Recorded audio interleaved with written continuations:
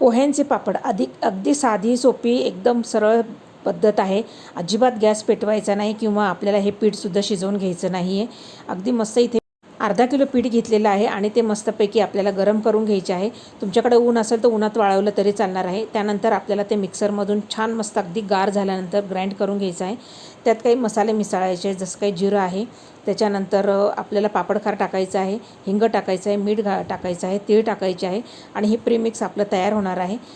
यामधून आपल्याला जसं पाहिजे आहे तसं आपण हे पापड तयार करू शकतो. तर मी एका वाटीमध्ये मस्तपैकी असं हलकं दाबून आपलं पीठ घेतलेलं आहे आणि त्याच वाटी भरून आपल्याला पाणी घालून हे पीठ अगदी मस्त असं भिजवून घ्यायचं आहे आणि थंड पाण्यातच भिजवायचं आहे. आणि जसं पाणी लागेल तसं अगदी हे पिठातच आपल्याला एकदम स्मूथ असं मळून घ्यायचं आहे आणि आपल्याला छान अशा लाट्या करून पापड लाटून 2 दिवस उन्हात वाळवून घ्यायचे आहे. आपले हे पापड तयार आहे. चला आता तळायला घेऊया.